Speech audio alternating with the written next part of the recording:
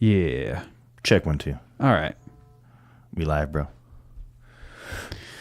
We good, dude. I'll let you do it. It's been a while. Oh, okay, yeah. It's Monday, October 1st, 6:12 p.m. and the Cubs lost in the tiebreaker today to the Milwaukee Brewers, so they get pushed back to the wild card playoffs, and they have to play an extra game against either the Dodgers or the Rockies to be determined. So that kind of sucked, but whatever. And for those of you that aren't in the know, he's talking about baseball. Baseball. Because, the Cubs. And right? yeah, it's me, Greg, and we're with PartyMike again. It's been a few weeks. It has been. We've been busy doing stuff, life. Wait, we did one after. I'm throwing my phone over there. Right. Upside down. We did off. one after I got back from Amsterdam. Yeah. And that was it. That was the last one we did. Nice. Yeah. So let's get right into the week first because it's Monday. It is So Monday. what'd you do this week on today? Today, I'm not going to lie. I read an article the other day about, I'm kind of a perfectionist in that sometimes it's nice just not to overachieve. So today was a half day. Good. Good. I got up, did a few things, and I went back to sleep on the couch for a couple more hours. And I got up and listened to the Cubs game from like 12 to 3. And I ran around the city and I did some errands. And I came back and I set my alarm to not miss this podcast. And I laid back down on the couch. So Dude, I debated calling you because last week Mike had, I don't want to out him, but we were scheduled. And I got all set up. I even tested the levels and stuff before. Oh. And I was like, all right. And then it was like 6:05, and I'm like, he's coming. Hold your breath. Hold your breath. He said 6:05. And then I get the call, and I'm like, oh, shit. The He's second working I saw on his car. He was super into it. I didn't even care. I felt like I was very understanding because I have other stuff to do. He was very understanding, but I felt like a heel. I was just welding on the K5, getting myself all burned up and cut, and that's why I've got these gloves on. Don't you have the leather front suit that you wear when you weld? Actually did. And I went out, see all these little bumps on my arm here? Yeah. That's because I wasn't wearing any protective equipment, and I basically collected about thousands of slags from the grinding and all that. You don't use the heavy gas, shielding gas? I know I use the shielding gas, but that's from running the grinder and all the sparks from it. And if you smell something burning, it's probably you on fire. And again, I lit myself on fire. Should I use shielding gas on my welder? Well, you have to if you're doing MIG welding. Really? You have to. Well, you got you have the feed, the wire stuff that has it built in. Well, yeah. Okay, so that's flux core. That's what I've been using. That's just nasty. I've never really tried it, honestly. It's not bad, but it's dirty, man. Yeah, you get lava dropping on you. No, I bought it. I have a 125 cubic foot tank of shielding gas, and it's like 75% argon, 25% CO2 or something. Mm-hmm. And the whole point of that is, well, we get off topic, I guess. The whole point of the shielding gas is to keep the oxygen out where you're creating the weld to get a nice weld. Like a roll of nickels, I like to call it. Like a roll of shiny nickels. That's right. Whenever you get that good weld. I'm aspiring to make the shiny nickels. Like a roll of nickels, baby. So yeah. Maybe you can show me because I'm going to cut out the floor pans in my Jeep. Yeah. And I have new ones, brand new ones to weld in. Cool. So, Mike's really good. My other friend, Mike, he's really good at welding also. So it's like, man, I got so much Mike welding information. Yeah. Yeah, I'll be happy. It's like so many things else. It's all about the prep. You got to pre-fit it, and you got to make sure you have all the paint scraped off for a nice weld. And it's all about that clean finish. Temperature that control, wire brush action. Brush it off, all the stuff. Like anything else. The welding part's actually like the last part, really, in the bit. Fair enough. I brought your movie back, though. Don't forget, I brought your movie back. Dude, go ahead and tell your day, and then let's get into this movie. Okay, that was pretty much my day. I put a new battery in the K5 and getting that out ready to go. And the last thing I'm doing right now is mocking up a bumper for the back of it, and then I get to insure it again and enjoy insuring 3 vehicles. But I'm super stoked to drive it again because it's just a lot of fun. It's just a big beast of a truck, and it's my apocalypse truck. And I get a lot of people will see the truck wherever I go and park it, and they will wait until I come back from either Woodman's or wherever I'm coming out to talk to me. Conversation piece. Yeah, it's more often than not there'll be like a person just standing next to my car, my truck, and it's like, okay, what's this guy doing? And they I see him walking around and looking at it and stuff, and some people even get down on the ground and look up on super truck guys, and they're all like, what's up with this truck, bro? I'm like, well, here, let me tell you a story. It's all fabricated. It's 50% custom, basically. It's a 1990 K5 Blazer. So last year they built the full-size square bodies, and I bought it about 6 years ago, and it was just rusted out. And I bought OEM panels from a place called LMC. I was going to put in the original metal, and I literally had every single panel. And I went to go start doing it, and they just weren't lining up. And I'm like, this is shit. This is no fun. It's just going to have another same old truck. So I found the metal shop, Metal Supermarkets in Loves Park, and the team there is great. They cut my metal to spec, and it's cheap to get the stuff you want.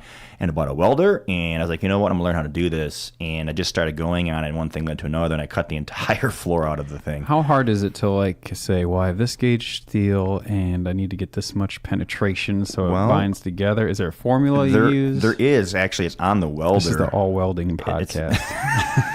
It's on the welder. It actually says, for what you're trying to do, this and that. But basically, my welder it's a smaller welder, so I basically crank it. And the one thing you really have to figure out is the wire speed, how fast the wire comes out. Yep. And man, it took me quite a while to really get this down. It's like an art, and you have to have a really good ground. I got a really badass magnetic ground now that's really good ground. Do you have a dedicated 20 amp for this thing? I do. I ran my own. I'm popping breakers. I did. Like nobody's business. I had to put a sub panel in the basement first to do that, and then I ran a dedicated 30 amp circuit out to the garage. 100 amp at your house or 200? I have a 100 amp breaker service. Yeah. So just the level of things I had to do just to get the welder to work properly was pretty intense. Awesome. And I got pretty good. I'm not the greatest, but I'm definitely better than I was when I started several years ago. So, do you have the K5 outside? It's parked outside. No, it's the Yukon right now. Yukon. It's not insured. Oh, okay. But soon. Sweet. I can't wait. I hope I get a bunch of snow. I can't wait. I'm stoked. So I went back to work today. Oh yeah, you've been off work this whole time? No. No, I was just talking about my day. Oh, okay, yeah. It was pretty good. I'm doing some Python programming at work, so I'm teaching myself that syntax of the programming language, doing some cool stuff, fixing issues, right? Coming up with solutions. Programming. So I don't have to be like an all-the-time programmer. I can be like I put this together.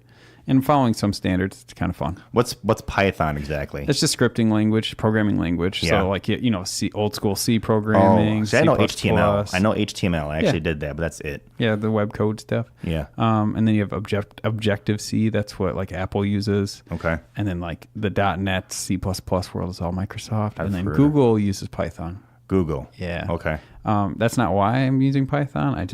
It's one of the best, most accessible languages to learn. Oh, well. And I've done other ones. It's super fun though. Kind of I makes like sense. the logic and the fun and figuring out problems. See, I actually coded back in the day, maybe in grade school or some shit. We had to write a program, Basic. line 10, command. Oh yeah, go to 10. Go to 10. Loop it. And then I did that, but I was more about playing Oregon Trail and dying from dysentery than really. That's right.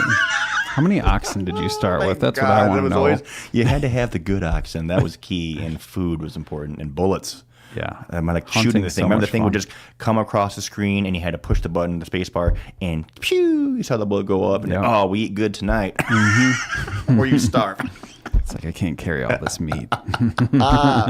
Oh, good old Oregon Trail. Oh my God. Yeah, and then did I start my new workout program when we talked last? I was razzing you about CrossFitting last I knew, but CrossFit's been done. Oh, of course, it's gone. And I was doing my home CrossFit thing. That's right. Oh, okay. God, I said CrossFit twice, 3 times now. I do Bacon Fit. That's what I've been doing. So. But I started lifting at home. Yeah. And 6 days a week of heavy lifting. Good for you. Week 4 right now. Wow. So in 4 weeks, I've lifted weights 19 times so far. That's a nice prime number too. You've been getting your swole on. Yeah. Swole. Gains, bro. Gains. But I didn't really want to talk about this. Recapping my day. Now I want to hear what you thought because I loaned you Antitrust, the movie. Let me take a quick look at the back here. Just like a quick. So I watched Antitrust 2001. Okay.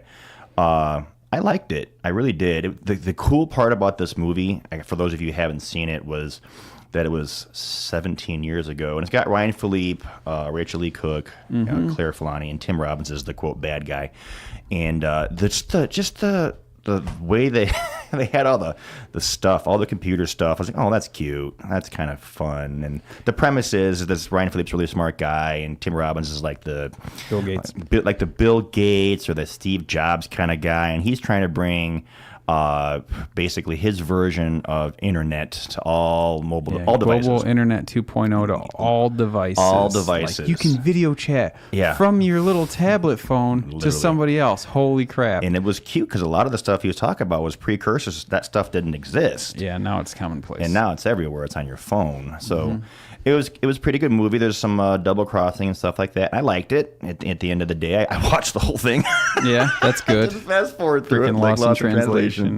But I did enjoy it. I'm going to give it a 7 out of 10. That's really good. It's pretty good. So I would watch it. Knowing what I know, I would watch it again. Yeah, I actually give it like 7.8. Ooh, 7 point. Yeah. Okay, 7 point is good. There's definitely some cuties here. I mean, is that Claire Filani? That one on the right there? I don't know. Well, either way, there's a lot lady. of beautiful women in the show for sure. I'm partial to beautiful women, so yeah, so that's cool. But yeah, it was a good movie. Great computer movie though, right? It was a great computer movie, thriller, hacker, computer-ish. Yeah, it was pretty good. Not up there with the Matrix, obviously, but you know the Unix Linux scenes in that movie where he's in the playpen area. I was watching him type the stuff to see if that looked legit. Those are real or not. commands. Okay.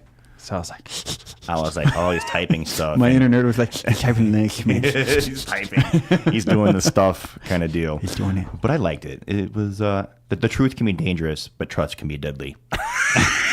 Did you just read that off the front? Off the front of it. Oh, I'm dead inside. Oh my god. That's good.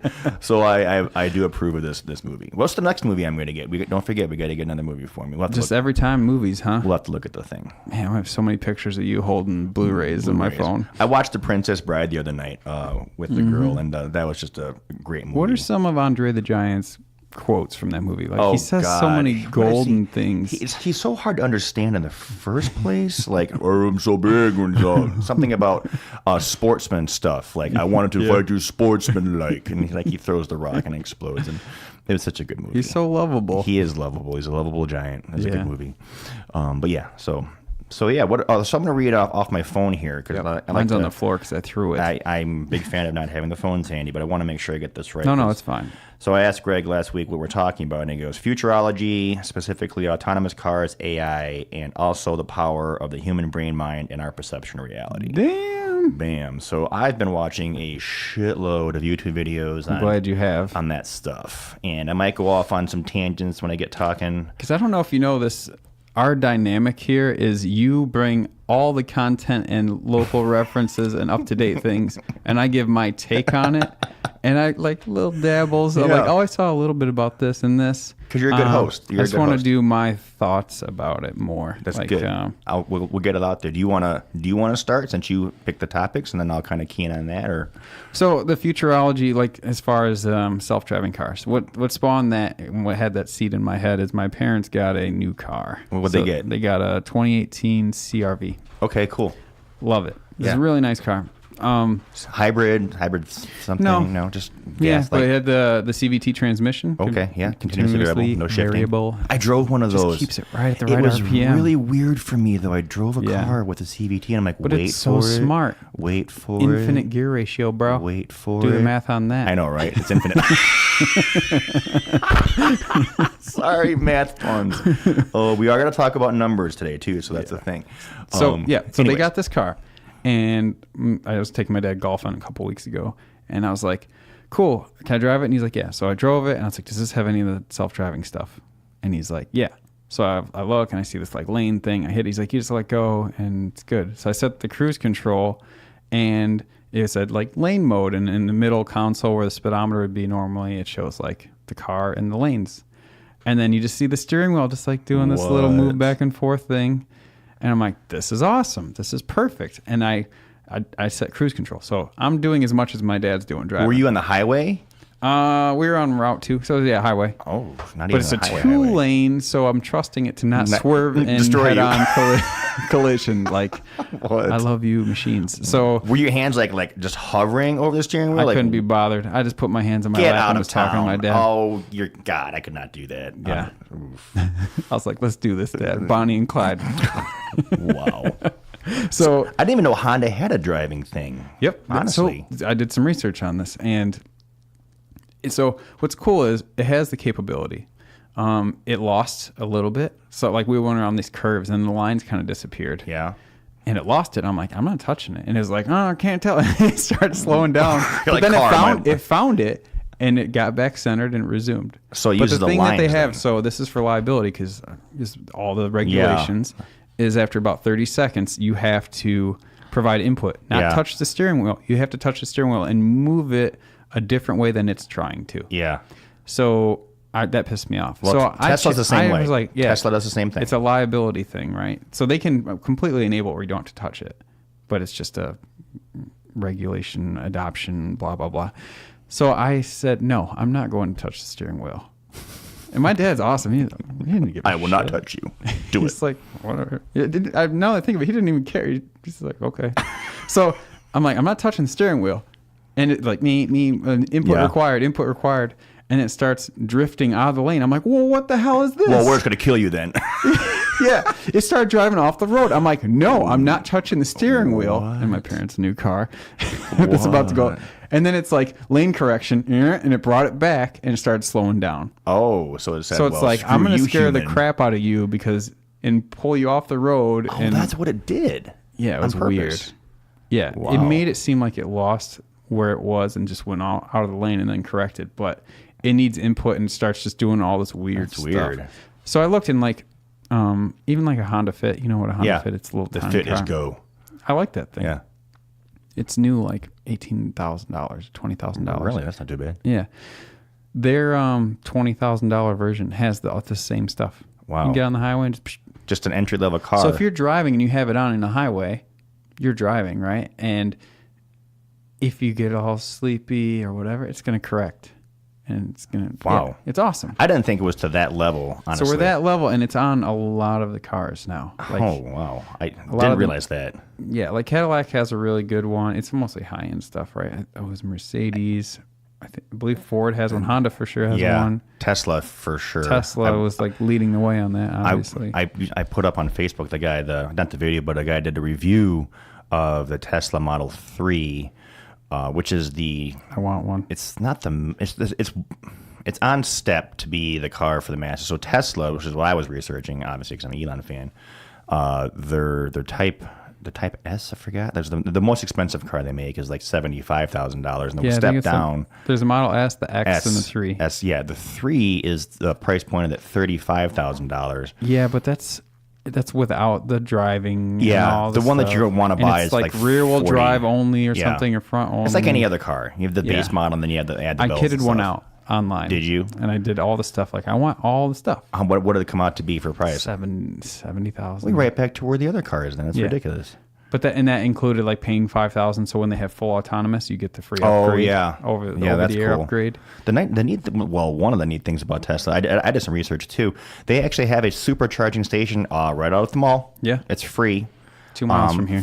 It's I think he changed it. It was supposed to be free electric for the life of the vehicle if you bought a Tesla originally, but he is going to change it. You have to start paying to use the charging stations, whatever. And what's the equivalent in gas? I didn't even look at the numbers. Probably like it's still going to be less, I'd imagine, to have the peel. I mean, if it's the same price as gas, why would you even want to deal with it? So yeah, because I think the equivalent was like 120 miles per gallon, 110, like the energy wise. Oh, okay, it's still going to be cheaper.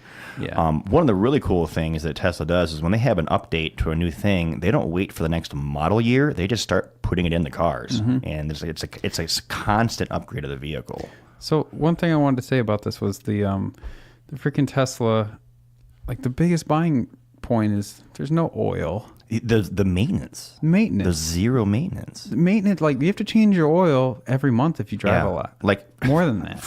So it's extreme for me. The K5 requires almost daily maintenance. Like something needs to be fixed all the time. Yeah. And the other side of that, from what you're hitting on, is the Tesla doesn't have any. The only maintenance you really have to do is make sure there's air in the tires and suspension work. Really, it's 4 independent motors on the wheels, right? And that's it. And you don't have any of the fluids. The engines essentially run for 1 million miles. What they say, 1 million miles, no maintenance, and you don't have to do like any of this stuff. Well, I want one of these with a fiberglass body then, because it's going to rust out before it dies. That's literally it. The Tesla S got a 5.4 star on a 5-star NHTSA that crash bothers rating. me. It got more stars than you could actually get. How does that work? It's because the entire front of the car is a crumple zone because there's no engine in there, so it's one giant impact-taking thing. You can stack 4 Tesla, I think it's S's, on top of each other before the roof starts to show any signs of bending. It's just one giant safety box. So I want one of these. They're neat cars. It's pretty much like they're going to be do you think they're going to be the first one that releases the autonomous update? I think so. So they'll be leading the way on that. Yeah. When it happens, I'm going to get one. I'm waiting for the next version to where like they price it down. Like, okay, here's the everyman. Well, hopefully by then it is the next version. He's shooting for that's his whole plan, is to revolutionize not just the car industry really, and he has a vertical integration system where he owns Solar City, which is the largest panel producing company of solar in the country of the world. He's building the Gigafactory in, I think it's Nevada or Utah or Nevada. I think it's Nevada. Yeah, Nevada. Yeah, it's a giant factory that is essentially going to double the production of lithium-ion batteries in the world, because he's trying to make. What's the waste and recycling like on that? I don't know, but I do know that lithium-ion mining is like strip mining. It's not great for the environment, that's for sure. But essentially, any mega industry is not going to be good for the environment. But if you look at the big picture, it's less destructive than oil. Storing energy, right? It's like the sources of energy and storing energy. You got two big problems there. And he has the power wall, which is going to be a system for home energy, where it's a combination of electric, solar panels, and batteries to power your home. And he's doing all of these things. Tesla has a larger market capitalization than GMC or Ford, and they've only been around for 10 years. That's insane. So think of the last startup car company was Chrysler back in like the 30s or 40s, and Tesla is the only actual startup company that's emerged and has actually become successful. And they are already, after 10 years, have a larger market cap than GMC. That's impressive. That's ridiculous. Did you listen to the Joe Rogan podcast with Elon Musk on it? I did. I actually tried watching a Joe Rogan podcast for research for this, and I just don't get into Joe. Like, for some reason, I don't like listening to him. He's cool. I don't not like Joe. I just don't get into him. Yeah, he's sometimes he can be kind of like too much of him and not the host. Yeah. Like, obviously he's steering where it's going. Yeah. And sometimes you're like, but that's a hard job. I mean, it's successful as hell. It's like the number one. Yeah, he's doing really well with it for sure. Podcast, but so autonomous. So my take, what I researched more was it from the trucking industry perspective, I guess. Mostly because my immediate brother John is a truck driver. He has a CDL. And I have several friends that also have CDLs. And the trucking industry right now is just on struggle. They cannot fill these positions for truck drivers. They just can't. It's epic. It's worldwide. And it's going to impact you and me and everybody. They're thinking this might be the start of what causes the next recession, is that you just simply not enough people to get stuff from A to B. Okay. And there's just a huge calling for people to drive trucks. And I read like the top 10s list of why it's so hard to find truckers. And it turns out there's some pretty messed up things on there. A trucker in general, his job is more dangerous than a law enforcement officer statistically because of their road time. They get so many accidents. Dude, being on the road is dangerous. All the time. Tons of risk. And they're opening these positions at $70,000 a year, $80,000 a year, and they just can't get people to stick with it. Because it's a nomadic lifestyle. You're on the road for 2 or 3 weeks at a time. They have the highest divorce rate out of any industry. Yeah, because you got to find love on the road. Lot lizards and all that stuff. You're living in truck stops. You're eating Hot Pockets for breakfast, lunch, and dinner. You're sleeping in the back of a truck. Does not sound so bad. And it's Hot Pockets. And it's just not a great industry to be in. People don't want to do it. So Elon actually is looking at. He's actually marketed the first autonomous, fully electric semi that can drive itself kind of deal as well. And they actually did a run with one of these vehicles, not interstate, but was within a state. And the semi drove itself from like point A to point B, from the warehouse to the distributor. I think it was delivering beer or something. Of course. Which isn't, it's a semi. So this thing is backing itself up. It's a semi. That's insane. They still had to have a team in there, obviously, to make sure shit didn't go wrong. Which is another thing that this is the next part of my discussion with self-driving cars. You even hit on it earlier when you were saying, input required. What happens if one of these things gets into an accident? Like, who is liable at that point? Like, honestly, I saw some articles about this too. And like you got to figure out. This has to be, it can't be a state thing. Illinois can't have one law and Wisconsin have another law because it's going to be interstate. It has to be a federal law. It has to be a federal law saying these parties are responsible if something happens. And what I think is going to happen is just because the nature of the systems are all going to be unique. They're all going to be proprietary, for one. Yeah. I think ultimately it's going to come down to the end user, the driver, the owner of the vehicle. Whoever is in the vehicle ultimately is responsible for whatever that car does. Yeah, and I think we'll have insurance to cover that as far as the financial responsibility, but the legal responsibility, repercussions there. What if the car hits somebody? There's things that I think ultimately it's going to fall upon the user to make that choice. Hey, you push this thing in automatic, you're going to be behind the wheel, but it's going to be driving. If something happens, it's all you. So you're taking that risk essentially to do that. It has to be, because you can't put it on the manufacturer. No other industry does that. No one. No, but so does that mean the autonomous cars will have to be owned by a company and not by people, and it's more of a subscription model for cars? That is interesting you say that, because that is what a lot of industry experts think that the world of driving is going to go to. Everything's going to be a subscription. Everything to where if you own a car, you're a weirdo. Like, why do you have a car? It's basically crowdsourced, where it's like Uber. It's this Uber system nationally where you push the button and a self-driving car shows up on your doorstep in 3 minutes. It takes you from A to B, and then you push the button again, and it takes you home. You don't have any of the cost of ownership, any of the maintenance, none of it. You just hop in this autonomous car, and it takes you from A to B. That sounds cool. It sounds boring as fuck, but I like my loud, noisy, irresponsible truck because I like to drive. I enjoy it. Got my Jeep, bro. It's fun. But Wave. I think that our generation might be one of the last generations that really gets to fool around in cars and customize them and do what we want to do with them, because it's just going to go the way of the horse. We got to go for bigger things, man. Just as a society, serving and moving forward. We do. I read a 4-part article on a really cool website for those of you listening, especially if you. It's called Wait But Why. Wait But Why is a tech-based blog. And the writers, they're not writing like a 1 or a 2 page thing. They're writing mini novels on topics. And one of the topics was Elon Musk, and it was a 4-part topic. And each topic is like 20 pages of reading. So I read through 4 topics. Nice. And it talked all about Elon, and it talked all about Tesla, and it talked all about how he's trying to get to the Mars and all that kind of stuff. But a big part of part 1 was the history of energy. And how basically, we figured out, how to get all these joules out of wood first, and then the steam engine came about, and that helped start the Industrial Revolution. And then, we can get more joules out of this oil from the ground. So that was like a boom, big kind of thing. And in 1900, people don't realize, in 1900, before cars were commonplace, the electric car was an equal running to take over just as much as the gasoline car. Mm-hmm. They were both head to head. And if you would ask anybody in the 1900s, 100 years from now, which of these two technologies would they think would be better, most of them would have said the electric car, because electric was a big deal back in 1900. That was a game changer. Like, wait a minute, lights? What's that? So that electricity was the tip of the spear for technology, and it was like, obviously cars are going to be electric. And interestingly enough, cars at the turn of the 19th century had the same exact problems that electric cars today do, with capacity, how far can you drive on a battery, and battery production. It's still the same thing. Yep.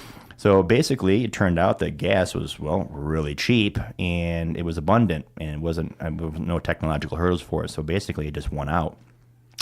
And that's why we have gas cars. And if you think about it, over the last 120, 130 years for gas cars, sure, they look shiny and pretty and there's computers involved, but it's still taking a chemical, and making explodey things happen in a mechanical system to spin gears, to turn wheels. It's very crude if you think about it. It's just very crude. Instead of just turning the wheels. Instead of turning the wheels with electricity. All this transfer of energy. All this they're heat engines. You know, is it at the crank or is it at the wheel? It's where you get the horsepower development from, and it's like, you know, it's just they're heat engines, and they're massively inefficient. Even the best heat engine is only 50% efficient, which means half of that is just waste heat. Yeah. You know, so I don't know. We're driving around on 100-year-old technology. Even your parents' brand new car, the gas is still a remnant. It's a gas powered car. You know? That's basically where I'm at. Is I'm not going to buy another car, and I'll invest when it's electric and self-driving. I'm in. That's where I'm kind of coming from. I have 3 V8 trucks, and honestly, I don't. I want more trucks, but that's pretty much good. I got my America. You met your quota. Literally, I met my quota. I've got enough trucks. The next vehicle I buy, I would like to own an electric vehicle, just because I think that's a responsible thing to do. Chevy Volt out there. And then there's the Nissan Leaf kind of deal too, and you know, I'm still waiting. It's going to be many years down the road before I really get into the market for an electric car, but.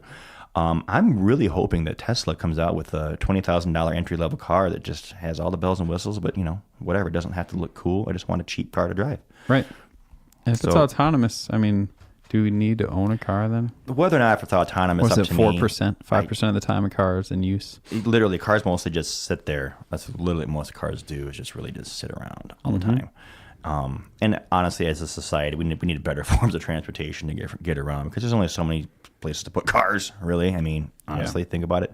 And cars are a huge bill. I mean, just a massive bill for people with all the things they have to fix. And we're talking society-changing stuff, because when you don't have an entire industry to support this car, you don't have the O'Reillys, you don't have all the manufacturers of the oils and the parts and all the resellers and all the people that work at these stores and all the mechanic shops and all the things, this multi-billion-dollar industry that supports gas cars.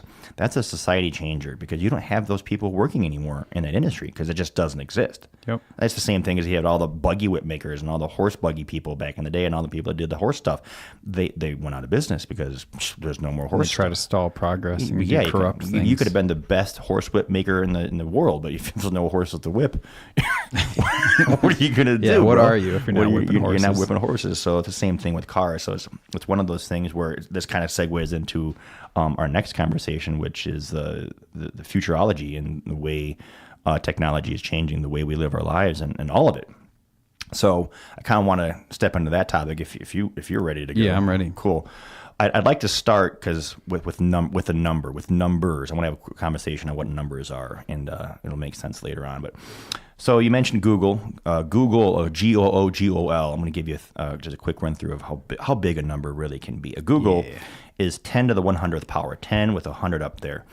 And you can write out that number, and it takes about 90 seconds to write out a Google. It's just, boom, it's done. So I watched an interesting video with 2 mathematicians, and they sang all the zeros. And she was singing on her fiddle, and she sang, and the guy was writing the zeros. And after about 90 seconds, he wrote out a Google. It was on paper. So they started singing for the Googleplex. Now, a Googleplex is 10 to the Google power. So it's 10 with 100 zeros. Oh my God. After it. So, and the upper script is a 1 with 100 zeros behind that. So it's 10 to the 100th power.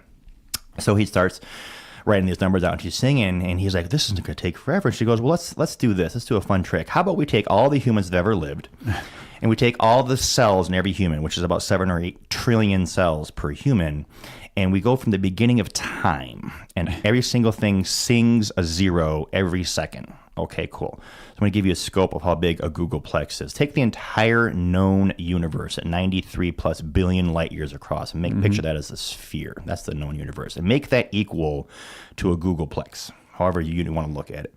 If you take all the humans with all the cells of the body singing a 0 since the beginning of time, at the end of that, you would have the equivalent of, if you took a pen and you put a dot on a piece of paper, that's how much of a dent you would have put into getting all the zeros out. A dot. Dang. On a piece of paper with the entire known universe representing a Googleplex. Numbers are crazy. Okay, so that's a Googleplex. A Googleplexian. Oh, no. This will finish my conversation on numbers. A Googleplexian is a Googleplexplex. It's 1 to the Googleplex power, which, if you can imagine, is just a number so stupidly large that it would literally encompass the entire known universe. If you broke it down, if you took the smallest unit of matter, the smallest unit of size is a Planck volume. It's 1 times 10 to negative 35th meters. if you put a 0 in every Planck unit in the known universe, you wouldn't have enough universe space to put all the zeros. That's how big a Googleplex is. So why are we talking about numbers? Why are we doing that? They're fascinating. Because it's fascinating. And it comes back to this, futurology and our perception of reality and what are we really? So my thing is the Fermi paradox, which we should probably have a whole topic on that Fermi paradox. But 10,000-foot view, explain Fermi paradox. The Fermi paradox essentially is the question of, if the universe is so freaking big and we can see a very large percentage of it, why have we not detected any signs of intelligent life at all, period? Why not? Why haven't we seen at least one sign? And there's hundreds of different theories as to why we haven't seen any other type of civilization. We could literally spend an hour or two talking about this, but at the end of the day, it's just us floating on this little blue planet. That's all we have. Mm-hmm. So the numbers come into play. That's why I was talking about it, the numbers there. There's approximately, these are just raw numbers, 100 billion galaxies in the known universe, and each galaxy contains roughly 1 trillion stars. So there should be there's life everywhere. Mm-hmm. But we can't see it or know about it because it takes the light forever to get to us. And there's things called great filters, and a great filter is how hard is it for life to start? Just to go from nothing. It's called bioessence or something, where life just starts from chemicals kind of deal, and you have one cell life system. How realistic? And there's a formula for Fermi's paradox. It literally takes all the stars and the percentages of all the things and comes out with a number kind of deal. But essentially, we don't know why there's not more stuff. Because we're stuck in time with how slow light is, right? Well, That's basically what it is. Light is basically the problem. And it's interesting, too, when we talk about the speed of light, it's when you watch so many different videos on Einstein and on quantum mechanics and theory of relativity, you really get so many different perspectives on this stuff. And light, it's not about the speed of light, it's about the speed of information. That's what light represents, the speed of causality. That's what they call it. The fastest thing a thing can happen from one place to another. And interesting enough, you talked about last time about using quantum entanglement for long-distance communication. Yeah. I watched a video on why that doesn't work, too, which is pretty cool. Fill me in on this. That's a whole other 10 topics, and, okay. I can't even get into it because it's next stupid. time I'm writing it down, quantum entanglement. It's literally a video it's on Isaac Arthur about why quantum entanglement you can't use to talk over long distance. Basically, quantum entanglement is where two particles are entwined, and when you measure one or look at one, the other is also decided, and it doesn't matter how far apart they are. It can be hundreds of millions of light years across. When one particle is observed, the other, it basically, quote, it collapses the wave function. Essentially, a choice has been made. It's the universe at the quantum level, which is the very, very smallest levels of things. We're talking quarks and muons and the smallest of stuff. When we measure these items, we look at them, and however scientists do that, the choices are made. And at the quantum level, if you really want to have your mind blown, the universe knows it's being watched, which is the messed up part.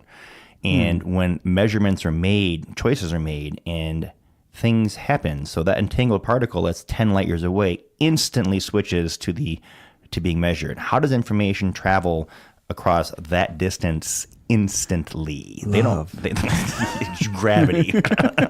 I'm just saying, Matt McConaughey was quantumly entangled with the watch. Well, there's a lot of linear theories about that stuff, and gravity is one of them. So there's the four forces. There's the gravitational force, which we understood kind of first, and the electromagnetic force, and then you have the strong nuclear force and the weak nuclear force. And those are the four known forces that we know of. And we think there's a fifth that we're starting to unravel here, kind of deal. And this goes into our topic here. I'll get to it soon. Is that we're understanding more and more what we're trying to do, what physicists have been trying to do since Einstein's theory of relativity matched up with the quantum mechanics. And this is back in the 30s and 40s. The theory of relativity works very well for large objects, suns and stars and planets and the warping of space-time, basically. It's great. The program, the formulas work. Mm-hmm. But when you get down to the quantum scale, which is the study of the very, very, very small things, they don't work. And the functions just cease to work because the things are so small. And the Einstein's theory of relativity doesn't work for the Big Bang. It doesn't work before that moment, and it doesn't work on the very small level. So you can't have one theory. Oh, we'll use this one theory for the big stuff, and then we'll have this other theory for the small stuff. It doesn't work. Yeah, we don't have the answer for everything. We don't, and that's what they're looking for. It sounds trite, but they're looking for, quote, the theory of everything. Makes sense. Literally. Good name. It sounds silly. They thought many years ago that string theory was the deal, and, and it promised to solve a lot of the things. And unfortunately, a lot of people put their entire careers into that and really came out with nothing on the other end. So they've kind of stepped back from string theory. Basically, string theory says that at the very smallest of levels of the matter, there's little tiny strings. If you could picture a rubber band that's vibrating, there's just an infinite amount of these things, and that's what makes up our universe. And these things interact, and they create gravity, and they create the forces, and they make the universe kind of deal. Well, it didn't play out on paper, so basically it doesn't work. So they kind of went back to the board, and the new thing, this is where we're going with the theory of the futurism and perception of reality. Yeah. It's called the E8 lattice, and it's pretty cool. I watched a couple of videos on this, and basically it says that there's a structure, it's an eighth dimension structure that's projected onto the 4D world that basically makes up all of the stuff. And it's a tetrahedron based thing. If you look up E8 lattice, it's a very beautiful structure. It's this massive, I want to say it's a geometric shape. And I haven't seen one. It's very but cool. I already know, and it's that awesome and scientific.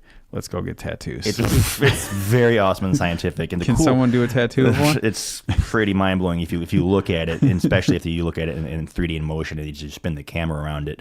But this structure, they are able to put formula and known things into it. They can put quarks into it. They can put bosons. They can put all the different structures of stuff that we know, and they can plug it into this structure.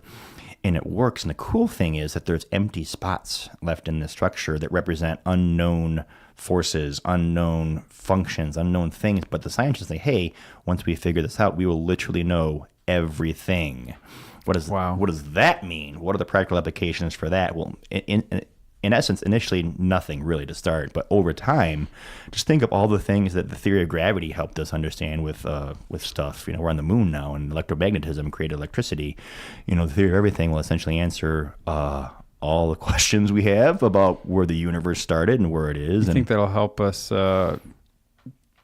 uncover the next level of energy for us and everything, right? It will be a game changer. Yeah. It will be bigger than all of the biggest. It'll be bigger than the internet, meets electricity, meets everything. It will literally take humanity to the next level of being superhumans. Basically, it's remarkable what you can do with space travel, with medicine, with just computers, AI, all that stuff.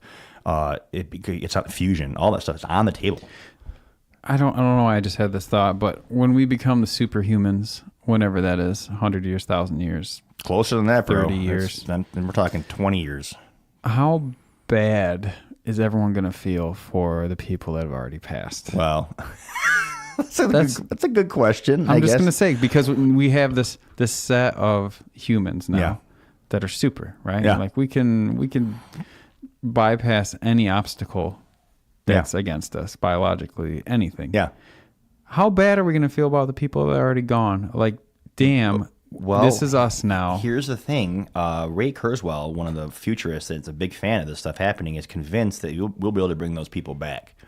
Like, he is hoping literally to plug his dad, his passed away father, into the system and bring him back. So there's retro possibilities, too, with being able to take people... Just previous DNA samples, somehow. Combined with some of their photographs, combined with memories, offspring DNA, and basically remaking people, which is pretty crazy if you think about it. I don't know if you remake the parent off of two offspring. Well, the question becomes, is it really them? And this comes into our perception of reality kind of deal here with what makes you kind of deal. And one of the interesting things I saw was like the transporter systems, like on Star Trek, which, interesting enough, had their 30th anniversary today, this week back in 1987. I was 10. Star Trek Next Generation came out, which is one of my favorite shows of all time, which is probably why I'm a nerd like now. But hell yeah. they were talking about when you transport, when you have that technology and you transport a living thing from A to B, you're essentially killing that thing at A and rebuilding it at B. So what does that mean? Right.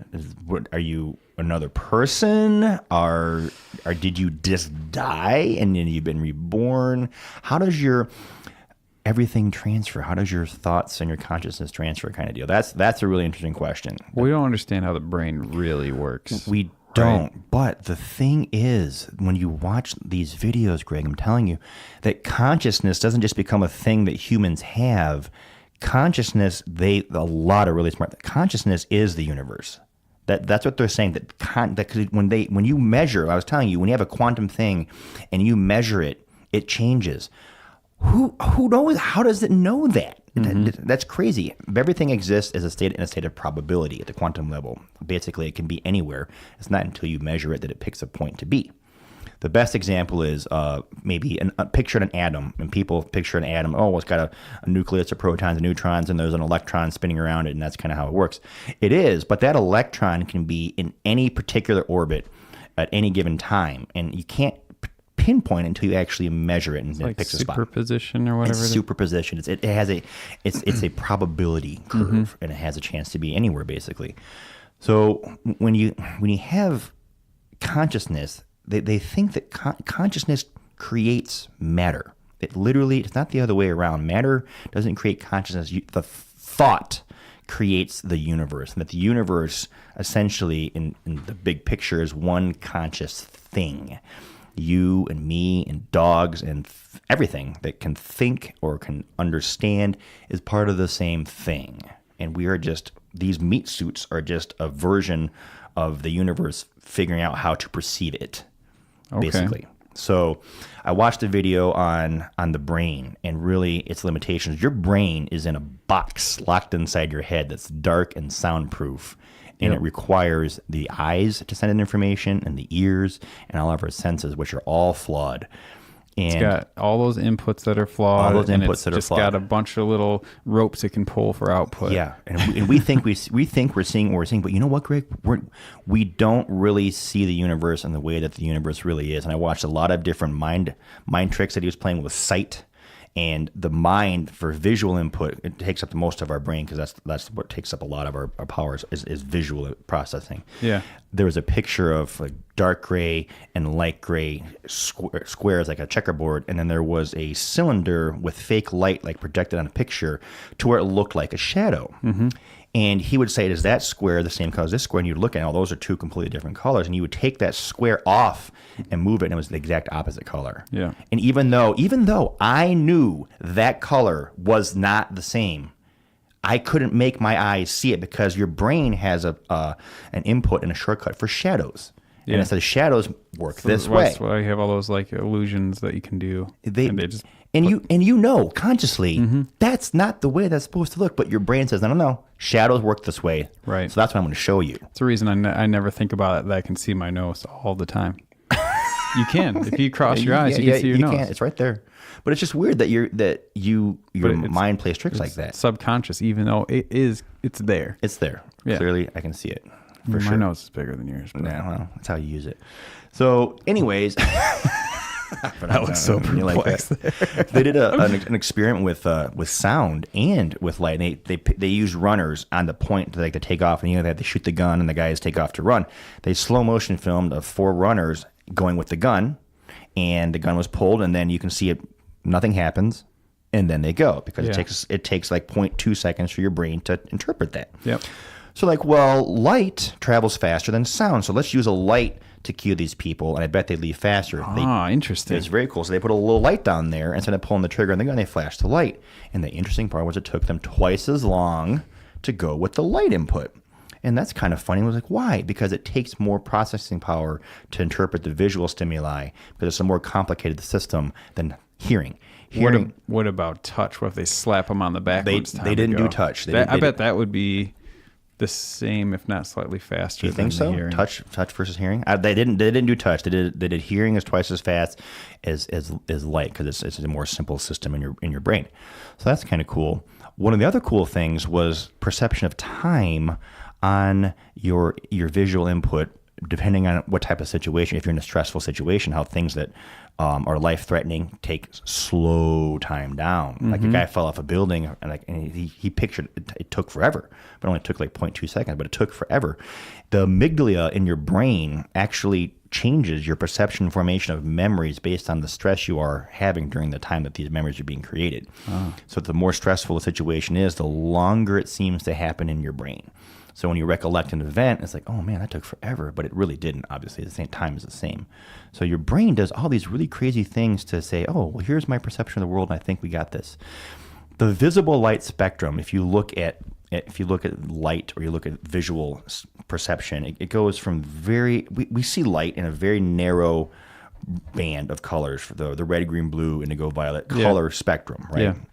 It's a certain amount of nanometers. I don't know the actual lengths, but the spectrum across that goes into the infrared and then the X-rays and the gamma rays and radio waves and microwaves. Yep. If you put it on a piece of paper, there's this massive spectrum of information coming in that we can't even begin to interpret. We kind of touched on this before. We can't hear radio waves. We can't see infrared. Thank God I cannot see radio waves. All this information. Because RF would be insanely polluted everywhere. Imagine seeing heat and how complicated that would be to process all that too. So we don't have the ability to take in and process all that information the universe has to send to us. We're just missing out on that completely because we're just these little carbon-based life forms. That's all you can sight. You can hear and smell and taste this little bit. So we just don't know what's coming in, kind of deal. So I go back to numbers. Okay, so I'm a big fan of the universe is I would say it's digital. Let's put it that way. It's not analog. The universe is digital. And if you want to have your mind blown, look up the Fibonacci sequence kind of deal and apply that to fractals that appear in nature. The Fibonacci sequence is basically you take 1 plus 1 and then you get 2. And then you take the 2 plus 1 and you get 3. And you take the last product and you add it together and you keep getting this continuous number. 8 plus 5 is 13, 13 plus 8, so on. It's in nature everywhere. It's a ratio. It's the golden ratio is like 1.680034. And it's just a ratio you find in the shells of snails. You find it in the circumference of flowers and the petals. You find it in the structure of the galaxy, as far as the arms of the spiral galaxy. It's everywhere. Wow. It's everywhere. Math is in nature, and it's everywhere. So it's just weird if you think about it. The math permeates everything. That why wouldn't we be living in a computer simulation? That's what I was just going to say. And that's where I'm going with this. If you have something that's recurring like that. And just you have all these programs, basically. So I'm going to go back to the Oregon Trail we talked about earlier, where you're shooting that little bullet at the oxen kind of deal. That's a game. And that character was your avatar, and you were playing that person. So what's to say that we're not an avatar, or we're not part of what's called a simulated universe, where there's a guy named Nick Bostrom. He's a very smart guy. And back in, I think, 2003, he postulated one of 3 things is happening. This is a simulation theory. And I'm going to get this wrong because it's complicated. But either we're not living in a simulation, or future generations will have the ability to make simulations. They're called ancestral simulations, where basically it's like a game. Basically, you say, hey, here's the inputs. Here's a computer that's really super powerful. And we give people free thought, and they're basically characters in a game, and they just run history. It's studying history, basically. I mean, if you have that much math to be able to run that, why wouldn't you? Why? Then that's where he's going with that. It's like, why wouldn't this be happening? So Elon Musk, you'd want to run scenarios. You'd want to run simulations. It'd be interesting as hell. It's very interesting. You can be like, look at what develops. You can probably use that to get more technology and things you haven't thought of. Absolutely, and that's what they think is actually happening. He says. And the really crazy part about this is that it doesn't have a limit, an upper or lower bound on the level of simulation. So you and me, we play games like SimCity and SimLife, and virtual reality is really real. It's very possible for simulations to have simulations within them. Where we play video games that are almost lifelike. Compared like to Pong in 1970 to video games now, give it that much more time. In fact, don't even have to give it that much more time because it exponentially increases technology. Within 10 years, a video game will probably be indistinguishable from real life. Yeah, just wait for the Sims 10. And then the Sims are going to be like, I bet we might be in a simulation. Then that could be. So that's another thing too. And in simulation, you know what an NPC is, right? Yep. A non-player character. Yep. It's a character in a game that's not controlled controlled by a human. It's just the things you interact with. So if you believe in the simulation theory, there's a very good chance that I personally, Mike, am the only human in this entire universe, and you, Greg, and everything else I talk to is a non-player character put in this plane for me to interact with. He knows.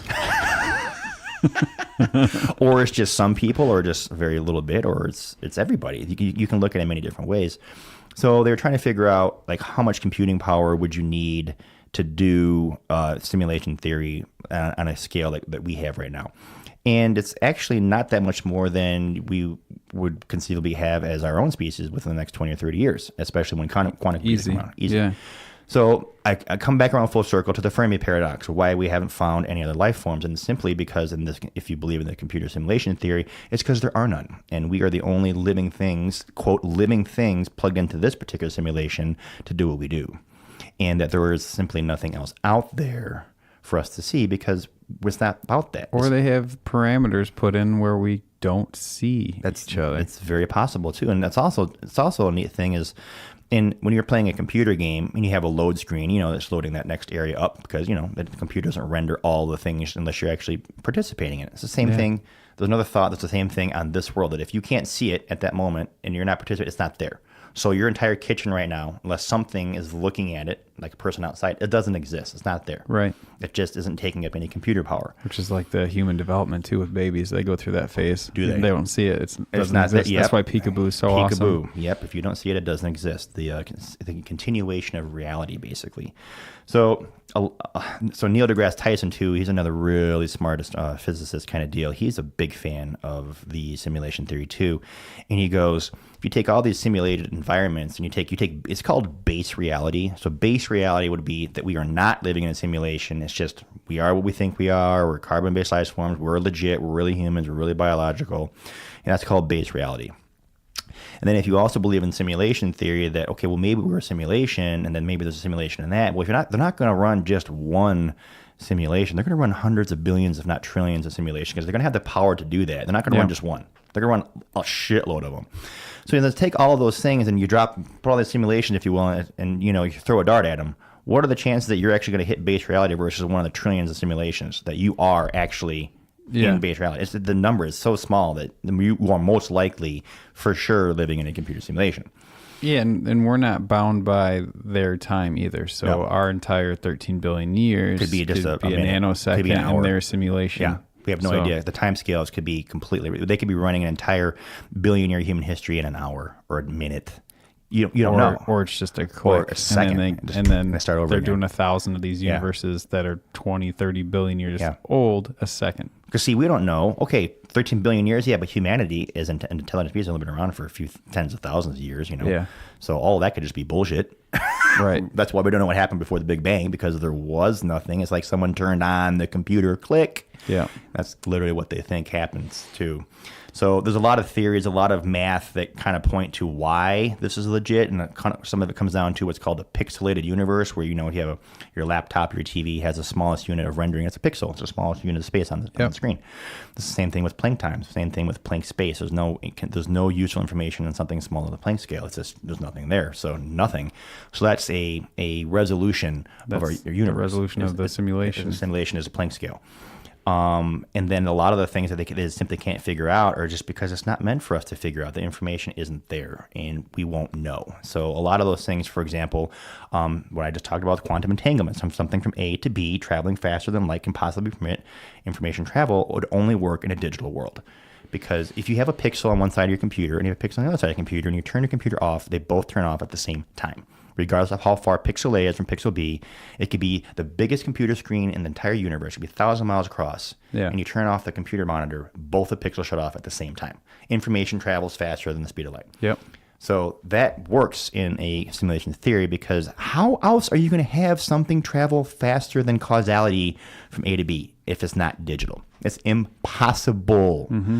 So that is, again, is another thing that points to why we are most likely living in a computer simulation. Personally, what do I think? I'm leaning towards we are. I'm leaning more towards yes, we are. But what does that mean? It means... Am I going to change my day? No. No. I'm still going to do what I'm... If someone came to me and said, Mike, I guarantee you 100% that you are living in a computer simulation. Great. Well, And? I still got to go to work, bro. You're still so got to do these things. insightful, aren't you? Literally, that might change one or two things. Because if I could get an answer to what happens after this body dies, like what happens next, then that could change things. I'm talking not getting an answer. I'm just saying someone's saying you are. It wouldn't change it for you. Wouldn't change it for me at all. For me, it would lead to develop things and go towards a global push for technology so we can supersede the simulation. Could we get and become out? a virus Could in we their system? Get out of the situation? That's the thing. Like, what would we do? And think about this too. The simulation, the level above us that's running the simulations could very well also be a simulation. And the level above that, and the level above that, and you don't know nested simulations that you just don't know how far up it goes. And what are you going to do to get out of it? Like, what does that even mean? We're basically going to be like a droid in their world. There's no advantage to us. We're not going to, what? Yeah, exactly. You still got to do your thing. Maybe they're measuring how long it takes for something to evolve from like the amino chains to full multi-cell to making the own simulation to leaving to becoming full just mechanical whatever I think computer-based civilization to where it takes over the simulation all the way and you're like boom, that's the point we measured again. Yeah, that's a very good point to where our reality is able to create a simulation on scope on the scale that's identical to one that we're in. Mm-hmm. And they kind of go, okay, check mark, start over again kind of deal. You know, so there was a really cool episode now that we're talking about this on Star Trek Next Generation. I forgot what episode it was. But there was a cube, and it was like a 6-meter cube. And it was a simulation. And it was, what was it? The holodeck, which is one of my favorite things. It was a wonderful plot device. All kinds of shenanigans happened because of the holodeck. The holodeck characters became conscious. They became aware that they were in a computer program. That's awesome. Now, for 1990s technology, just pretty cool plot line. So one of the characters in the holodeck, one of the computer program, became conscious of the fact that he was a computer program.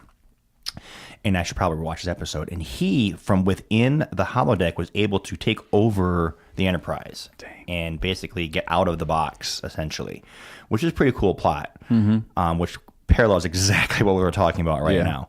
Yeah. So, of course, Picard and Riker and them being the awesome crew that they are, figured out how to basically trap him. And what they did was they fooled him into thinking he was in the real world, but they managed to put him back into the computer program. Oh, yeah. Without him knowing. And they put him back and there was this little box, like a 6-centimeter by 6-inch box cubed, and it had its own power supply and it's a computer. And they didn't kill him, because that's not how the TNG rolls. That's not cool. They plugged him back into this box, and it had enough computing power and enough energy, they said, to last, I don't know, a stupid amount of time. And that he was just his own little world, again, thinking he got out into the real world. That's what's going to happen to us. Doing his thing, but he was just still in a little box. And this is before Bostrom came up with this simulation theory 10, 15 years after that.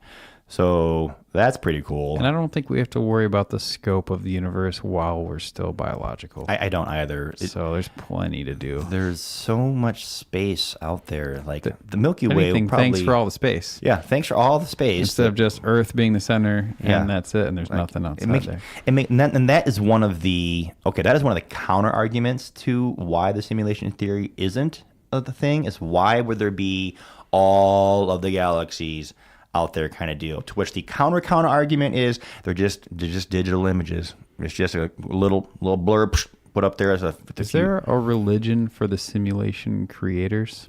There probably is. I don't see why there wouldn't be. I mean, there hasn't caught on. The dude has his own philosophy, his own religion kind of deal. So yeah. So the counter argument is like they're just pixels, bro. It's just information out there. That just takes just a few bits of data to render because it's so far away. Think about it. I mean, tiny. Yeah, there's not a lot there. Not out there. So what? So yeah, that's the kind of stuff I think about with our perception of reality, honestly. And I'm a firm believer in living a good life intentionally, and that karma itself is a proactive thing, to where if you're living a shitty life and you're a shitty person and you're doing shitty things, whatever that is, something out there is quantizing that and giving you shit. I agree. And it's silly because I try to be positive. I think positive. I proactively pick positive thoughts. If a negative thought comes to my head, I squash that and I think of 10 or whatever more possibly better outcomes. And I'm a firm believer that maybe the multiverse is also a thing too, which is a whole other conversation that's separate from, or could be included in simulation theory. But real quick, the multiverse is a theory that there's an infinite number of universes, and it's based off of decisions, choices. So in one universe, Mike didn't come over to Greg's house today because he was welding again. He forgot to come over. Freaking guy. And that spawns an entirely new world line, an entirely new universe that's just continually branching out. From basically, if there's a choice to be made by a living thing that makes a choice, each possible infinite outcome spawns a new universe. So it gets pretty big. So in that scope, if I believe that thinking positively and picking positive lines, I proactively choose to live in a beneficial universe for Mike, where good things are more likely to happen to me versus bad things. That's pretty selfish against all the other Mikes. It is. Well, saying. That's their problem. And if that's negative. It's but they're still me. So if those Mikes are also thinking like me, which they probably are because they're Mikes, then they're picking good lines too. So I know that sounds silly. It's the kind of make your own destiny kind of thing. And I think that if the universe has a chance to err on a positive thing or a negative thing, for me, it's going to pick the positive side. Yeah. Because that's what I choose. And I know that sounds silly. Oh, well, you're picking your universe. This is a bunch of garbage, blah, blah, blah. You don't know that, and I don't know that. So what's the harm in thinking that it is positive? Because maybe you do make your own reality on a quantum level, and maybe the small thoughts you have in your head actually shape your world, because it's been proven that consciousness creates reality. It's called the double slit experiment. Look it up. It's really cool. Yep. They figured this out back in 1910, 1920 real quick, that light travels in waves, but also travels as particles, depending on whether or not someone's observing it. That's messed up. The fact they observe it. The very fact that they look at the light, measure it, collapses the wave function and forces it to go a certain way.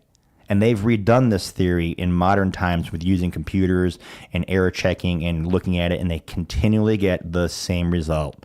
In fact, it gets even more messed up with the newer version of it, because it actually shows that quantum particles go back in time and change their outcome based on whether they were measured in the past. That's messed up.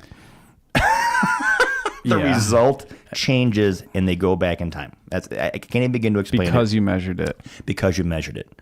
It's really crazy. They use light and they use crystals and they use computers to check where the photons go. It's just messed up.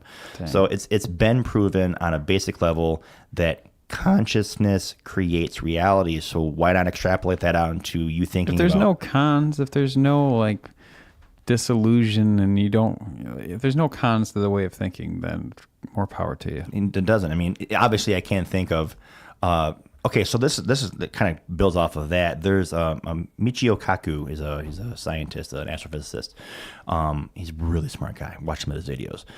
He actually asks his physics graduate students to calculate the percentage that an elephant will appear in a room randomly, just out of space. Nice. I've heard that one. And it's pretty, and that I got it wrong. It's some fantastical thing that could never happen.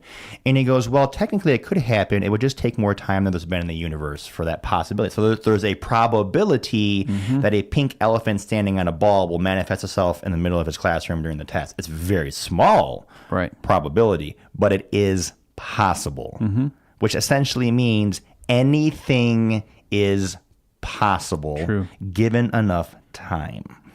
If you wrap your mind around that, that's pretty messed up too. So time is insane.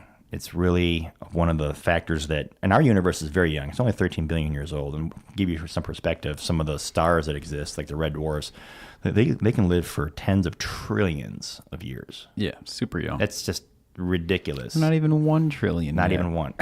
We're just a little baby universe. Oh, so that's kind of a, I guess, what time? How long have I been rattling? We're hour 10. Hour 10. But I mean, that stuff's great, and I think about it a lot. Like your perception is your universe, right? And it's just weird because I wonder what other people's their life, their universe is like. It's good. It's weird you point that out because I was doing some uplighting for my recent guest, and I was like, "Does that look pink to you?" I was asking the bride, "Does that look pink?" She goes, "Yeah." And I saw her look on her face. She goes, "Why wouldn't that be pink?" Because we see colors differently. Mm-hmm. I see pink differently than you see pink. What is pink? I'm slightly colorblind, so I'm losing some shades, There's apparently. a whole thing there. And that color is just a thing. Our brain, the world doesn't really have color. There's really no color here. But we perceive it to be. This is not really blue. Right. It's just a shade of gray that we see it as blue because that's what our eyes do. So that's messed up too. That is, and everything we've designed, like that artwork, is just for us. It's just for us. And all the stuff around us that we make, all the things are just atoms packed together kind of deal. Which they figured out how many atoms there are in the universe. I can throw that at you real quick. So there's 10 to the 80th atoms. It's not even close to in a the universe. Not even close. That's why I want to talk about a Google. And they did that based off 100 billion galaxies and 1 trillion stars per galaxy. And there's 10 to the 57th atoms of hydrogen per star on average. Oh, yeah. So they just figured out, oh, well, those are the numbers. And then it's 10 to the 80th units of stuff. So that's fun. If you're bored and you want to look at numbers, because I'm a numbers guy, look up at the Wikipedia page and look under powers of exponents, powers of 10. And you think a trillion's a big number, or quadrillion, or 9,000,000? It's not. It's septillion. You're not even getting started. And it goes up to some of the biggest numbers that you can imagine. It's numbers to the power of, it's insane. And there's a number called Graham's number. And these are finite numbers, which is the cool thing. They end. Yeah. But they're so large, you can't even wrap your mind around how big these numbers are. Like it just doesn't make sense, and the human mind can't perceive that.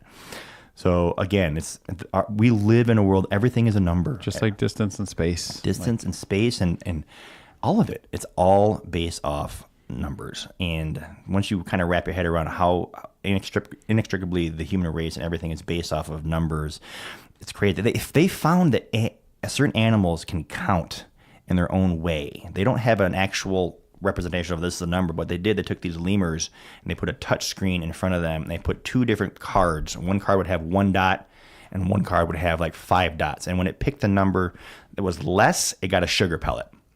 And they changed the representations from circles to squares to stars to different items, and over time that animal would learn that less equals treat. Yeah. So it could learn to count. It's awesome. An animal learned to count. So they could actually test dogs, and they'd open up a hand. I want to know something, though. Okay.